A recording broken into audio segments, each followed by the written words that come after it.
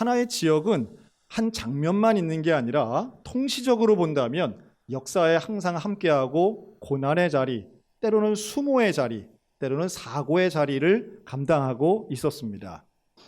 마찬가지로 성경에도 그런 장소들이 참 많습니다.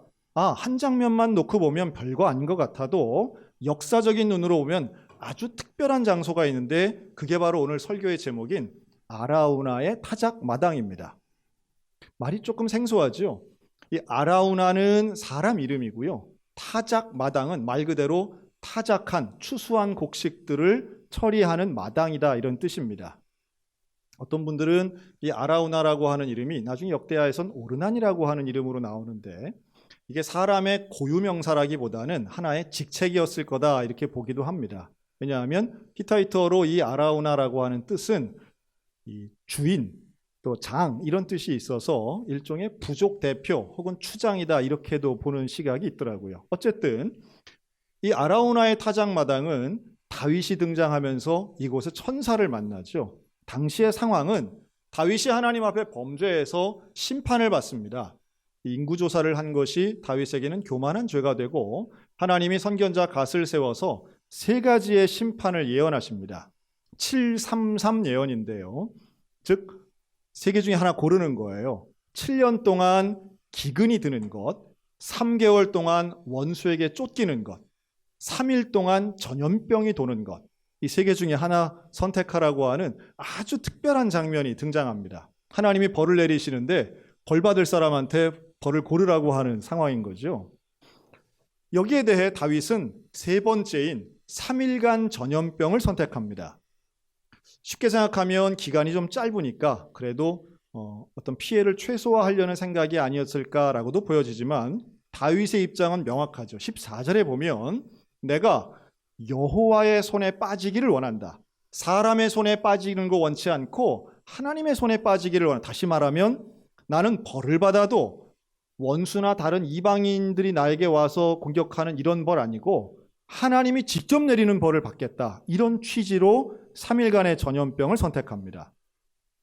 다윗이 잘못한 것도 많지만 참 다윗답다라고 생각하는 장면이기도 하죠. 왜냐하면 다윗은 복을 주시는 분도 하나님, 또 벌을 주시는 분도 하나님이라고 하는 믿음이 있었던 거예요. 그러다 보니 좋은 일이든 안 좋은 일이든 주관하신 분이 여호와다. 이 믿음을 가지고 다윗은 살아가는 겁니다. 그런데 생각보다 이 3일간의 전염병이 만만치 않았어요. 많은 사람이 죽습니다. 7만 명이나 죽습니다. 그랬더니 이곳에서 결국 이 천사를 만나는데요. 천사의 손을 들어서 전염병 3일 동안 이제 일어나게 한 거죠. 여기서 천사를 만나는 다윗이 하나님 앞에 회개합니다.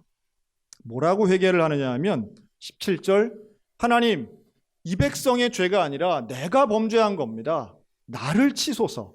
나와 내 가족을 치소서. 내가 죄를 지었습니다. 하나님 나를 벌 주십시오. 이렇게 회개를 합니다. 그런데 이 회개의 장소가 어디였느냐 하면 그게 바로 아라우나의 타작 마당이었던 거예요. 이 타작 마당에서는 사람들이 추수가 끝나면 그 곡식을 가져와서 곡식을 떱니다. 도리깨 같은 걸로 치기도 하고 또 바람을 이용해서 곡식의 나달들을 떨어뜨리기도 합니다. 지금도 성지순례 가면 이 타작 마당을 꼭 보도록 하는데요. 별건 아닙니다. 사실은 이 평평한 땅에 널찍한 곳에서 왜냐하면 나달을 잃어버리면 안 되니까요. 풀이나 나무가 없도록 정리를 한 곳일 뿐이에요. 추수와 관련되어서는 길어야 2개월, 3개월 씁니다. 나머지 기간 동안 이 추수하는 타작 마당에는 어떤 용도로 쓰였느냐 하면 여기는 대부분 재판하는 용도로 쓰였습니다. 성경에도 여러 차례가 나오죠. 즉 사람들이 모이기가 쉽고 큰 실내 건물이 없었던 시절이기 때문에 사람들의 갈등과 문제를 처벌하고 정리하는 이러한 재판하는 장소로 타작 마당이 종종 쓰였습니다. 마치 알곡과 쭉정이를 나누는 것과 좀 비슷한데요. 그런 것처럼 이 타작 마당에서의 다윗은 하나님 앞에 회개하는 거예요. 문제와 심판을 당했을 때, 어려움과 고난이 있을 때 다윗이 선택한 첫 번째 해결책은 회개였습니다. 여러분, 우리가 인생을 살면서 당하는 참 맞닥뜨리고 싶지 않은 문제 상황들이 있습니다. 뭐 지금 코로나19 같은 게 대표적인 상황이 되겠죠. 사업도 어렵고요. 인간관계도 내 마음대로 안 됩니다. 질병의 문제 심각합니다. 근데 그때에 우리가 처해야 할, 그리스도인이 처해야 할 가장 최초의 태도가 무엇인가? 여러분, 문제를 주시는 하나님 앞에 우리가 선택하는 가장 첫 번째 태도가 회개가 되었으면 좋겠습니다. 우리가 하나님을 믿고 그리스도인이라고 하는 이 정체성은요, 하나님 앞에 나의 죄를 고백하고 회개하는 데에서부터 시작합니다. 구원의 시작은 회개예요. 왜냐하면 복을 받는 것은 지금보다 나은 삶을 위해 복을 우리가 기도하지만 회개는 우리의 인생을 변화시키기 때문입니다. 가는 방향이 달라지는 거예요. 세상을 향해 가던 방향이 하나님을 향해 가는 것입니다. 죄를 향해 가던 방향이 생명을 향해 가는 거예요. 회개만이 살 길이고 회개만이 구원받을 길입니다. 그런데 지금의 우리의 모습은 분명히 회개했던 기억은 있으실 거예요. 내가 구원받은 처음으로 예수님을 만나서 나의 죄를 통해 자복한 기억들이 분명히 있으실 겁니다. 그런데 지금의 우리에게는 바로 이 회개의 영성이 부족하다라고 하는 거예요. 나 때문입니다라고 하는 이 고백이 현대인들에게는 이게 많이 사라진 거죠. 언제 회개하셨습니까? 회개를 잊고 살아가는 것이 어떤 면에서는 현대 그리스도인들에게는 가장 큰 비극이라고 생각합니다. 여러분, 우리 모두에게 회개의 영성이 회복되는 이 시대에 아라우나의 타작 마당 같은 다윗의 태도가 있으시기를 주님의 이름으로 축원합니다. 이 회개의 영성만이 우리를 살리는 거예요. 이 회개하는 영성만이 우리를 삶의 자리에서 변화시킵니다. 어떻게 변화하느냐? 가치관이 달라지고 생각이 달라지고 태도가 달라지는데요. 다윗은 그 자리에서 하나님 앞에 회개한 후 제사를 드리려고 합니다. 번제와 화목제를 드리려고 하는 거죠. 이 아라우나 소유의 그 땅 마당에서 제사를 드리려고 해요. 그랬더니 놀랍게도 이 아라우나가 다윗에게 이런 제안을 합니다. 왕이시여, 제사를 드리십시오. 내 땅에서 마음껏 제사 드리십시오. 그리고 제사 드릴 때 제물이 필요하지 않겠습니까? 나에게 소도 있습니다. 이 소도 쓰세요. 나에게 땔감 나무도 있습니다. 이 나무도 쓰세요. 당신의 그 제사가 하나님께 받아들여지기를 원합니다. 아라우나가 대단히 헌신적인 이야기를 합니다. 물론 이걸 조금 인간적인 정치적인 면에서 본다면 왕이 필요하다는데 또 안 주고 어떻게 베기겠어요? 뺏길 수도 있는 것인데 자원에서 주는 건 그림이 참 좋지 않겠습니까? 근데 이 아라우나가 말하는 이 좋은 의미의 헌납을 다윗이 어떻게 받아들였느냐 하면 거절합니다. 그럴 수 없다. 나는 그렇게 받을 수 없다. 다시 말해 너의 땅을 사용하거나 너의 소를 제물로 쓰는 것을 나는 공짜로 쓸 수 없다. 나는 값없이 제사를 드릴 수 없다. 이렇게 말해요. 이 다윗이 참 위대한 것 중에 하나가 하나님이 원하시는 헌신의 원리를 정확하게 알고 있더라는 거예요. 다윗은 요행수나 행운을 바라는 사람이 아니라 하나님께 드리는 것을 기뻐하고 당연하게 여긴 사람입니다. 그래서 은 50세겔의 값을 치르고 그 땅을 삽니다. 이 50세겔의 가치에 대해서는 성서학자들도 조금 견해가 달라서 논란의 여지는 있는데요. 명확한 것은 다윗이 값을 치렀다는 거예요. 여러분, 우리가 신앙생활은요, 때로는 값을 치르는 희생과 헌신이 요구됩니다. 헌신에 대한 설교를 듣는데 어떤 목사님 그런 설교 하시더라고요. 하나님이 원하시는 건 헌신이지 헌심이 아니다. 마음만 드리는 거 하나님 원치 않고 우리의 몸과 삶을 드리는 것을 원하신다는 거예요. 헌금도 마찬가지죠. 우리가 헌금하는 이유도 사실은 헌신의 일환으로 드리는 겁니다. 근데 하나님 기뻐하시는 헌금이 무엇이고 헌신이 무엇일까 생각하면 우리의 태도와 가치관에 좀 변화가 일어나야 되는 거죠. 특별히 우리가 이 자본주의 사회에 살다 보니까 저는 우리의 어떤 진정성, 나의 진짜 마음, 이거를 뭘로 증명하는가? 돈의 흐름을 보면 전 드러난다고 봅니다. 그 사람이 돈을 어디에 쓰는가, 어떻게 쓰는가, 어떻게 버는가, 이것만 잘 봐도요, 이제 스스로는 알잖아요. 이것만 잘 봐도 이 사람이 어떤 진정성과 정체성이 있는가 하는 걸 알 수 있다고 저는 생각합니다. 작년 한 해에 그토록 유명하다고 하지만 오늘 예배드리러 오신 분들 중에는 처음부터 끝까지 다 보신 분은 극소수라고 제가 확신하는 드라마 오징어 게임이라는 게 있습니다. 들어는 봤는데 그 뭐 어떻게 보는지 몰라서 못 보고, 보려고 했다가 너무 길어서 못 보고, 보려고 했다가 너무 잔혹해서 못 본 뭐 이런 분들 계실 거예요. 저도 그걸 1편만 딱 봤습니다. 1편만 보고 나머지는 이렇게 취약해서 올리는 유튜버들이 있습니다. 15분짜리로 이렇게. 그래서 그거를 이렇게 하고 글을 봐서 이제 알게 됐는데요. 어쨌든 그 드라마에 출연해서 세계적으로 주목을 받은 노배우가 하나 있습니다. 올해 나이 78세인 오영수라는 배우입니다. 이분은 물론 연극계에서는 아주 유명한 원로고 대배우이긴 하지만 우리 일반 시민들한테는 그렇게 알려지신 분이 아니에요.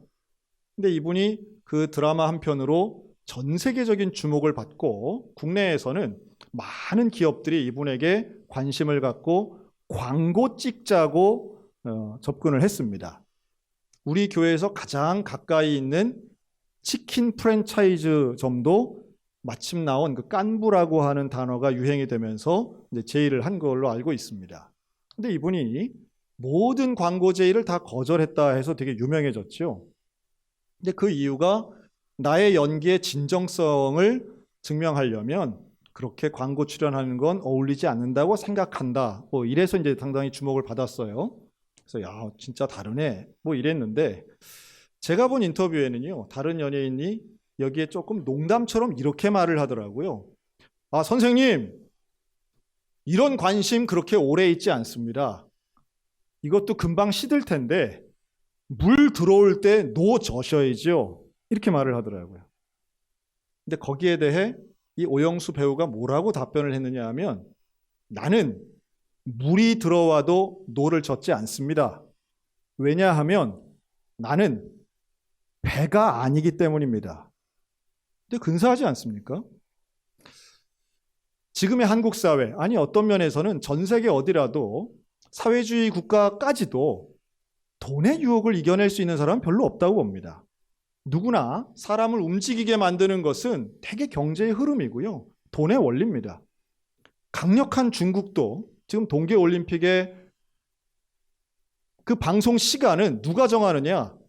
1조 5천억을 낸 미국의 MBC 방송국이라고 하는 건 상식입니다. 돈을 많이 낸 사람, 돈을 버는 것, 여기서 결정권이 있고 그것 따라서 우리 인생이 움직이고 좌로나 우로나 흔들리는 건 우리의 생활에 아주 일상에 있습니다. 그런데 이거를 이겨낸다면, 돈의 유혹을 이겨낼 수 있다면 그 사람은 진짜라고 하는 거예요. 그 사람이 배우로서의 정체성이든 그리스도인으로서의 정체성이든, 우리가 어떤 사람이라고 하는 건 무슨 말을 하느냐가 아니라 어떤 삶을 사느냐인데, 지금 현재 어떤 삶이냐는 것은 그 사람의 재정과 돈에 대한 태도가 어떠느냐, 저는 되게 중요한 기준점이라고 봅니다. 그런 면에서 오늘 다윗이 보여주고 있는 것은 공짜로 쉽게 얻을 수 있는 것을 그렇게 하지 않고 나는 값을 치르지 않으면 제사를 드리지 않겠다라고 하는 이 다윗의 원칙은 오늘 우리에게 어떤 헌신적인 삶을 하나님이 원하시는가를 명백히 보여주는 거죠. 여러분, 하나님을 믿는다는 것은 노력하지 않고 얻는 행운을 위해서 하나님 믿는 게 결코 아닙니다. 오히려 반대적인 상황 많죠. 내 것을 하나님께 드리는 것, 내 삶을 하나님께 드리는 것, 더 좋아 보이는 기회를 오히려 포기하는 것, 그러면서 하나님이 원하시는 삶을 사는 것, 저는 이것이 진정한 그리스도인의 헌신된 삶이고 이게 진짜 복된 인생이라고 믿습니다. 다윗이 그렇게 이 두 가지의 장면을 아라우나의 타작마당에서 보여주는 거예요. 첫째는 회개고 두 번째는 헌신이었습니다. 회개하고 헌신했을 때에 그 땅에서 놀라운 변화가 일어납니다. 하나님이 그의 기도를 들으시는 거죠. 땅을 위한 그의 기도를 들으시고 모든 재앙을 멈추셨다고 마지막 절이 증언하고 있습니다.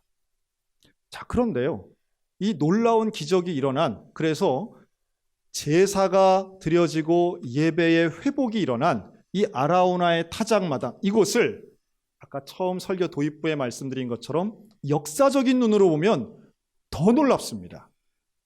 이곳이 창세기에서는 아브라함이 이삭을 드린 모리아산이었던 거죠. 이 아라우나의 타작마당은 바로 모리아산이었습니다. 같은 장소에서 시대를 초월해서 훨씬 이전이긴 하지만 아브라함은 하나님이 원하시는 아들을, 독생자를, 그 이삭을 데리고 칼을 들어 죽이려고 했던 곳, 그곳이 바로 아라우나의 타작마당이었습니다. 그때 아브라함이 이삭에게 그런 얘기를 하죠. 우리가 제물로 드릴 양은 하나님이 이미 예비해 놓으셨어. 그리고 그 말 그대로 그것을 뭐라고 부르느냐 하면 여호와 이레의 땅이라고 부릅니다. 아브라함을 통해서 믿음의 조상이 된 바로 그 지역이 여호와 이레의 땅이 되었고, 하나님이 어떻게 예비하시고 준비하셨는가 보니까 그곳이 아라우나의 타작마당이 되어서 죄를 짓고 회개한 다윗이 헌신한 땅이 됩니다. 그리고 다윗이 죽고 그의 아들 솔로몬이 왕이 되어서는 바로 그 자리, 아라우나의 타작마당, 바로 그 자리에 솔로몬의 성전을 짓습니다. 하나님께 제사드리는 위대한 건물을 건축하는 거예요. 이게 얼마나 위대한 일이었습니까? 그 장소였다는 거예요. 아브라함이 하나님 앞에 여호와 이레를 고백했던 그 장소, 다윗이 하나님 앞에 회개하고 헌신했던 그 장소, 그리고 솔로몬이 성전을 건축했던 바로 그 자리에, 바로 가까이에 또한 시대가 지나가서 시간이 흘러 가장 지근 거리에 갈보리 언덕 십자가가 세워지게 됩니다. 여러분, 이 모든 일이 마치 우리 도청과 세종호텔, 우리 소양교회가 가까운 것처럼 이게 다 한 동네에서 이루어진 일이라는 건 너무 놀라운 이야기입니다. 그들조차도 예상하지 못했던 일이에요. 아브라함은 이곳에 성전이 세워질 걸 알지 못했어요. 다윗은 이곳에 예수님의 십자가가 세워질 걸 몰랐어요. 하지만 역사의 주관자이신 하나님은 그 자리에서 변함없이 일하고 계셨고, 헌신한 영혼들을 통해, 그 믿음의 사람들을 통해 하나님의 구원의 역사를 써내려 가셨는 줄로 믿습니다. 이게 오늘날로 치면 어디가 될까요? 변함없이 하나님이 일하시고 있는 곳, 회개와 헌신이 있는 곳, 사람은 변하고 시대가 달라지더라도 하나님을 섬기는 사람들을 통해 구원을 얻는 곳, 그곳이 바로 교회인 줄로 믿습니다. 교회예요. 우리가 지금 예배드리고 있는 이 건물은 1980년에 지어진 건물입니다. 제가 우리 원로 장로님들께 말씀드렸더니요, 그때 당시 70년대 후반 건축을 시작해서 81년에 헌당할 때까지 얼마나 많은 분들의 수고와 어려움이 있었는지 몰라요. 골조만 있는 그 건물에 매주마다 이 건축 비용을 대야 되는데, 돈 받을 사람들은 뒤에 와서 예배 시간에 앉아 있고, 우리가 헌금을 한 거 가지고 그 건축한 거 가지고 조금씩 내면서 정말 눈물로 기도하여 세워진 이 건물입니다. 벌써 40년이 훌쩍 지나갔죠. 이기성 목사님으로 시작해서 이정희 목사님 때 헌당한 건물이에요. 그리고 그 이후에 이원호 목사님이 여러 차례 리모델링하고 공사했던 건물이기도 합니다. 많은 분들의 눈물과 사연이 있는 역사입니다. 사람은 달라졌습니다. 지난주에도 말씀드렸지만 시간적으로 본다면 사람도 달라지고요, 분위기도 달라집니다. 그러나 하나님은 동일하신 줄로 믿습니다. 모리아 산에서의 하나님이나 아라우나의 타작마당에서의 하나님이나 성전에서의 하나님이나 갈릴리 그 갈보리 언덕에서의 하나님이나 같으신 분이 다른 사람들과 함께 사역하셨고 역사를 이끌어 가시는 거죠. 오늘 우리들도 마찬가지입니다. 우리들도 이 역사를 하나님과 함께 써내려 가야 됩니다. 우리들도 하나님 앞에 회개하고 헌신함으로 이곳에서 일하시는 하나님을 통해 이 땅을 위한 기도가 응답되어 문제가 해결되고 심판이 멈추어지고 예배가 회복되는 기적의 역사를 써내려가는 저와 여러분들 되시기를 주님의 이름으로 축원합니다. 여러분, 그러기 위해서는요, 하나님 사랑하고 이웃 사랑하고 교회 사랑해야 됩니다. 우리 교회 사랑할 만하지 않습니까? 우리 소양교회 걸어온 길 생각하면 너무도 귀한 것이고요. 또 앞으로도 우리는 교회를 통해서 일하실 하나님 생각하면 참 가슴이 벅찹니다. 엊그제부터 우리 교회는 2월달 시작하면서 수련회를 지금 하고 있습니다. 청년부가 맨 먼저 시작했고요. 또 오늘부터는 유아교회도 성경학교를 주일마다 합니다. 이제 다음 주가 되면 청소년들 수련회 하는데요. 제가 지난 주 중에 제 방에 우리 청소년부 부장님이 오셨어요. 저한테 면담을 요청하시고 왔습니다. 이유는 다른 게 아니에요. 목사님, 우리 청소년부 임원 아이들이 수련회를 하는데 교회에서 먹고 자면서 수련회를 하기를 간절히 바란다는 거예요. 이 시기에, 이 엄중한 시기에. 수련회를 어쨌든 밥도 안 먹고 잠도 안 자고 우리 교회에서 지금 방학 중이니까 와가지고 몇 시간 하는 것만도 그냥 정말 우리가 아슬아슬하게 지금 하는데, 애들은 어떻게든 수련원 못 가도 먹고 자고 하길 원한다는 거예요. 제가 들으면서 물론 허락할 수는 없었지만 너무 감사하더라고요. 여러분, 그 아이들은 수련회가 좋은 거예요? 싫은 거예요? 수련회 하고 싶은 거예요? 하기 싫은 거예요? 하고 싶은 거죠. 여러분, 소양교회를 오고 싶은 거예요? 오기 싫은 거예요? 너무너무 오고 싶은 거예요. 교회를 오고 싶고 오면 더 오래 있고 싶다는 거예요. 저는 어떻게 2022년에 우리 교회에 그런 중학생, 고등학생들이 있나? 내가 어떻게 이런 복을 누리나? 세상에. 애들이 메타버스, 줌, 이런 거 안 하고 그런 걸로 안 하고 모이고 싶다는 거예요. 같이 만나고 수련회 하고 기도하고 싶다는 거예요. 그래서 너무 고맙고 너무 자랑스럽고 너무 기쁘지만 잠을 잘 수는 없다.